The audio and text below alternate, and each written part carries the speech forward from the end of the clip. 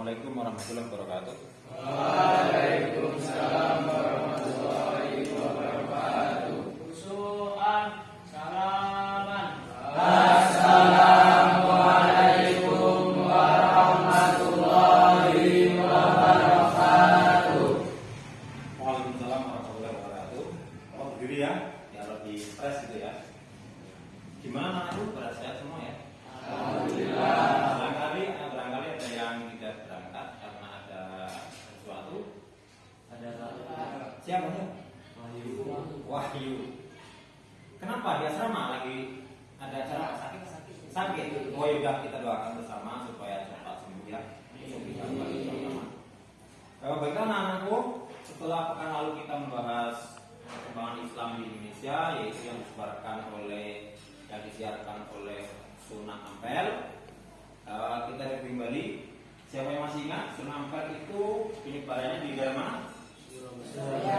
Surabaya itu daerah Indonesia mana atau Jawa Timur ya?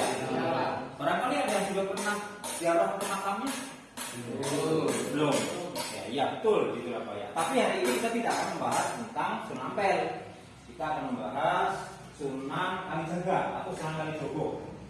Oke, coba untuk pertemuan di awal pertemuan kita kali ini, barangkali siapa yang punya gambaran Sunan Kalijogo itu kira-kira dari mana penyebaran agama Islam?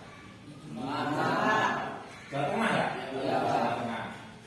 Kemudian begini anak-anakku ya, setiap ulama, setiap wali atau setiap penyebar agama Islam itu mempunyai teknik atau metode masing-masing. Misalnya pedagang dari Arab itu dengan cara berdagang, kemudian ada dengan cara perkawinan dan sebagainya. Nah, kira-kira teknik dakwahnya Sunan Kalijogo itu kira-kira melalui metode apa? Melalui wayang. Seni. Ya, kemudian apa lagi? Permusyawarahan. Oke, bermusyawarah gitu ya. Ya, apa lagi? Budaya. Oke. Melalui akulturasi budaya. Akulturasi. Ada mungkin melalui lagu atau syair atau apa? Melalui syair atau tembang. Ya, bagus. Sip. Iya, cerdas. Baiklah anakku, kira-kira menurut sampean, menurut anak-anakku itu si Sunan Kalijogo ini mempunyai riwayat hidup atau profilnya itu kira-kira, kan ini banyak ulama yang mempunyai julukan nama ini. Julukan atau nama kecil dari Sunan Kalijaga ini kira-kira ada yang tahu mungkin? Ya, Raden Said. Oke, bagus ya. Untuk selanjutnya anak-anakku, ini Bapak membawa sebuah ilustrasi gambar. Kemudian nanti anak-anakku dengan kelompok mendiskusikan dan kemudian menarasikan, mendefinisikan, kemudian nanti bisa untuk mengidentifikasi gambar ini dan dirangkum. Dan setelah itu nanti kita akan presentasi di depan. Silakan untuk dipelajari, untuk diidentifikasi. Silakan.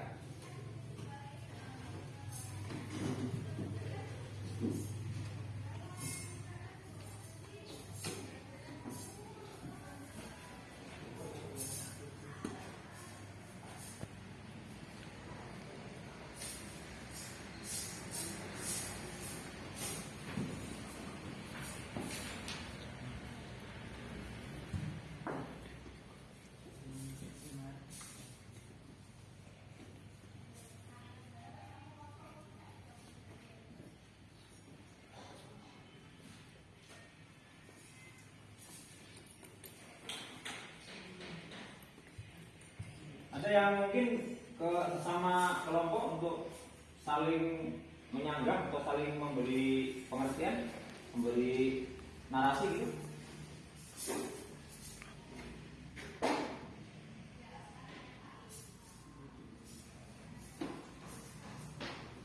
Nanti untuk kelompok satu yang biasa berurutan untuk kelompok diskusi, silakan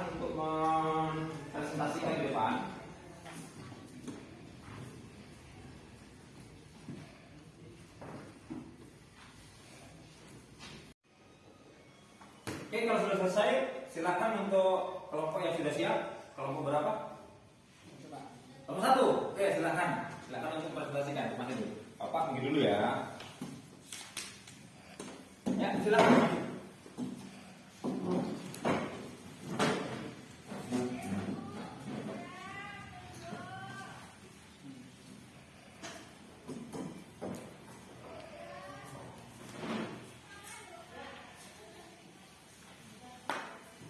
Duduk boleh, berdiri juga boleh, silakan. Assalamualaikum warahmatullahi wabarakatuh. Kami dari kelompok 1 akan mempresentasikan biografi Sunan Kalijaga. Sunan Kalijaga mempunyai nama ini Raden Abdurrahman atau Syekh Melaya yang dikenal Nabi Said. Beliau lahir pada tanggal 1450 Masehi dari pasangan Tumanggung Wiratika dan Dewi Sukati. Beliau wafat di desa Kadilanggu, Kabupaten Demak, Jawa Tengah pada tahun 1586 Masehi. Sunan Kalijaga yang bernama asli Joko Said lahir pada tahun 1400 Masehi. Ayah beliau merupakan keturunan dari Ronggowale, yaitu pemberontak Majapahit yang legendaris. Dikatakan bahwa Adipati Arya Wiratika telah masuk Islam sebelum lahirnya Joko Said. Namun sebagai seorang Muslim, ayah Sunan Kalijaga terkenal sangat kejam atau taklid pada pemerintah Majapahit yang beragama Hindu. Misalnya memotong pajak yang sangat tinggi pada rakyat. Barangkali dari teman-teman siswa ada yang bertanya seputar materi yang telah disampaikan oleh narasumber. Silakan salah satu, dua atau berapa? Silakan bertanya. Di kelompok 3 Pak, Kelompok 3 maksudnya, silakan. di Indonesia penyebaran agama Islam yang sangat populer adalah Wali Songo. apakah ada yang lain selain Wali Songo? Ada Wali Songo. Penyebaran Islam di Indonesia itu tidak hanya melalui Wali Songo. Seperti contohnya di Madura, di Aceh. Kalau di Madura itu seperti Mbah Khalil. Di Aceh itu seperti Sultan Iskandar Muda. Ada lagi? Ingin bertanya?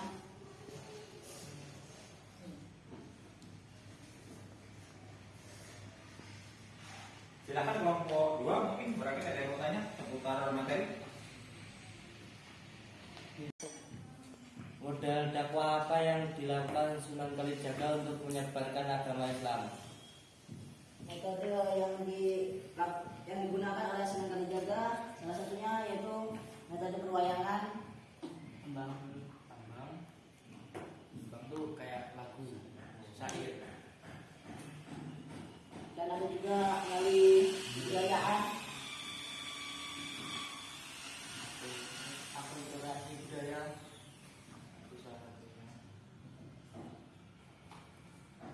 Ada yang ingin bertanya? Coba tawarkan sama yang bertanya, kira-kira sudah puas belum ya jawaban kalian? Wah, ditawarkan. Ya, sudah puas dengan jawabannya. Akulturasi itu apa ya?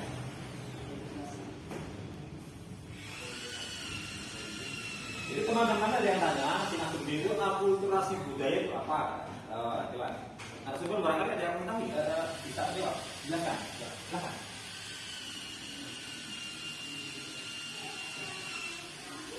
Akulturasi budaya adalah perpaduan antara dua budaya yang dijadikan menjadi satu. Pas jawabannya. Oke. Cukup ya? Oke, kita berhenti dulu. Kalau boleh Bapak tambahkan, akulturasi budaya itu adalah perpaduan dua budaya yang berbeda, kemudian itu saling mempengaruhi dan tidak menghilangkan budaya yang lain yang aslinya. Contoh misalnya begini. Pekan depan kita akan membahas tentang Sunan Kudus. Jadi di sana ada Menara Kudus yang kita lihat sebelahnya itu adalah Masjid Kudus, masjid ada kubahnya, yang sebelahnya yang di depan itu ada menara.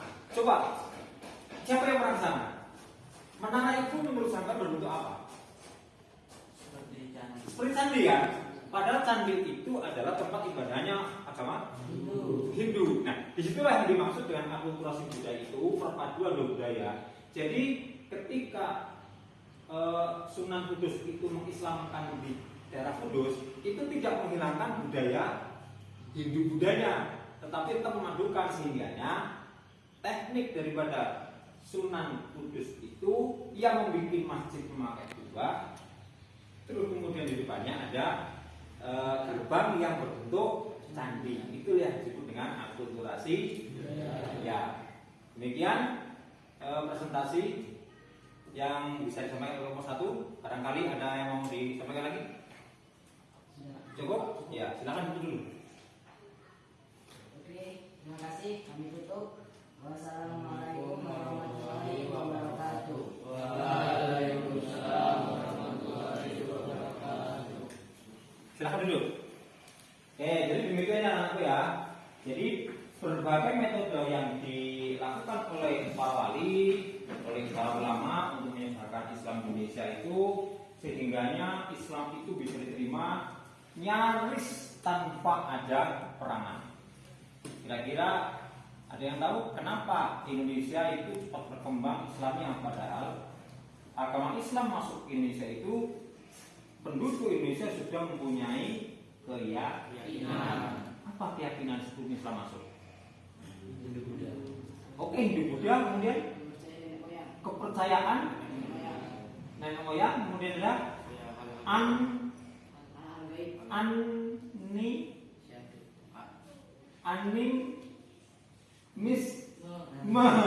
ada juga dinamisme. Itulah kepercayaan yang pernah dianut sebelum Islam masuk.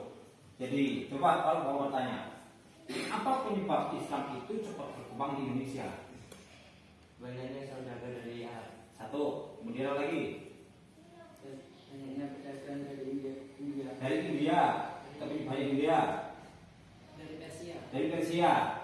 Kemudian setelah masuk Islam, padahal sudah punya keyakinan di Indonesia ini, kok bisa cepat berkembang itu karena apa? Faktornya. Cara masuk Islam yang sangat mudah. Cara masuk Islam yang sangat mudah itu yang menyebabkan cepat berkembang. Cukup membaca dua kalimat syahadat yang telah dipraktekkan dalam perwayangan itu adalah judulnya Jamus Kalimo Sodo oleh Sunan Kalijaga, yang artinya dua kalimat saja. Saya kira Bapak cukupkan pertemuan kita kali ini. Jangan lupa pekan depan kita membahas tentang Sunan Kudus, Sunan Ampel sudah, Sunan Kalijaga hari ini. Pekan depan kita membahas Sunan Kudus. Kalau ada kesalahan, maaf. Demikian pembelajaran ini saya cukupkan. Assalamualaikum warahmatullahi wabarakatuh.